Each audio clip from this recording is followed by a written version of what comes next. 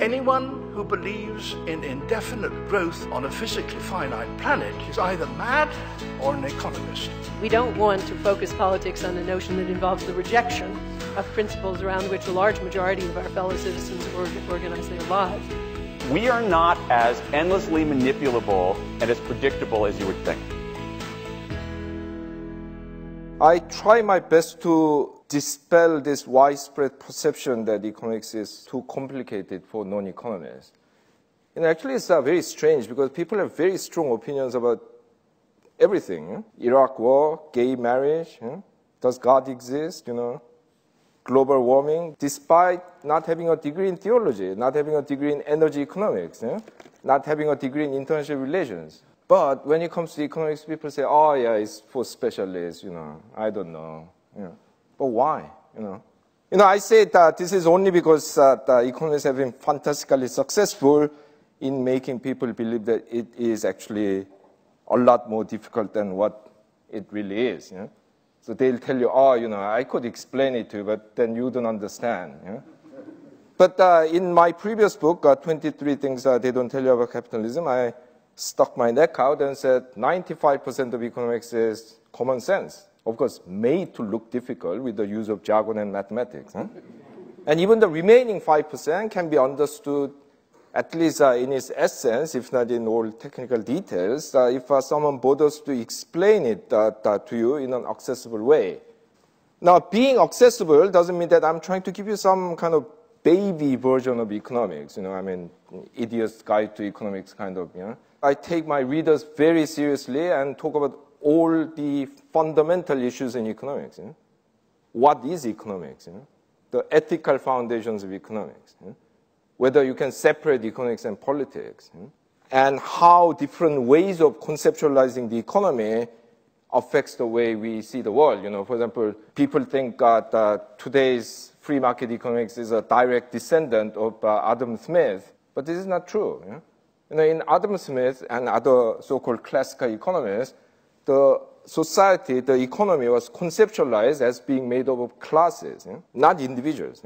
And the whole theory evolved around how the way these different classes with different material interests behave affect the way capital is accumulated, the economy grows, income is distributed, and so on. Today, in free market economics, there's only individual. When you tell people, oh, isn't there a class? They'll say, no, that's an old Marxist concept.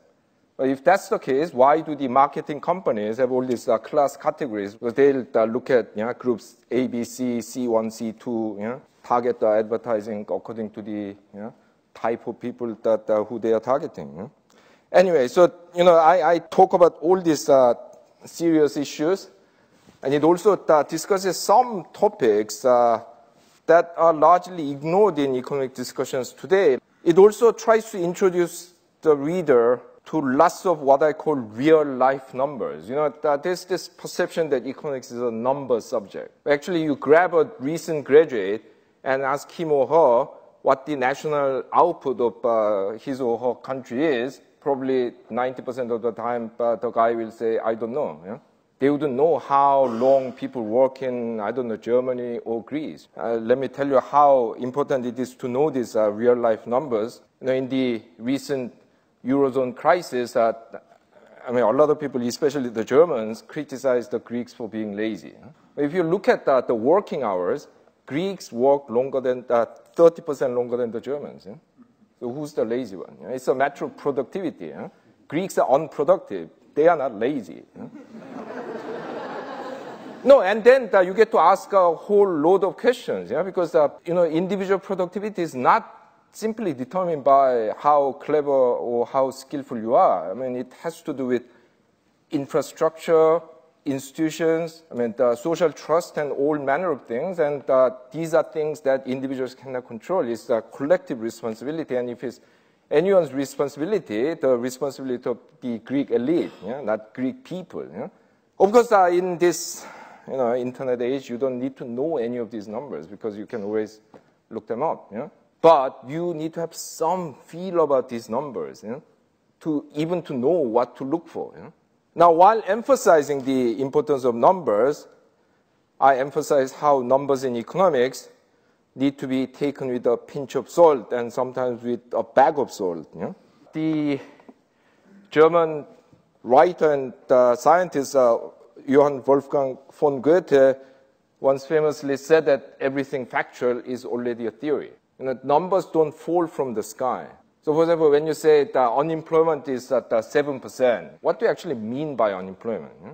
In the official statistical definition of unemployment, being unemployed means that you haven't worked for more than 1 hour per week. So actually the other side of it is that if you have worked for 1 hour, you are considered employed. You know? A lot of people will say that's rubbish. You know? In order to be counted as unemployed, you have to have willingness to work. You know? No, because some people don't want to work. You know? If you're in full-time education, for example, you probably don't want to work. You know? And how do you prove that you are willing to work? You should have applied for a job in the last 4 weeks. Yeah? So if you apply for your last job 5 weeks ago, you are counted as not willing to work, even when you are. Yeah? And a lot of people in this environment has stopped applying for jobs because they have applied 200, 300 times and got rejected, and they are discouraged. You know? Now, I'm not saying that, you know, 4 weeks is worse than 3 weeks or 5 weeks, but you know, you have to know that these are all particular definitions. You know? They all have a theory behind it. You know? Now, many economists will tell you that economics is a science in which there's only one right theory. There are at least 9 different major schools of economics, and indeed several more if you count minor schools or split the major ones into sub-schools, each with its own unique strengths and weaknesses. And for free market economics alone, you have 3 different kinds: classical economics, neoclassical economics, Austrian economics. Yeah? We need all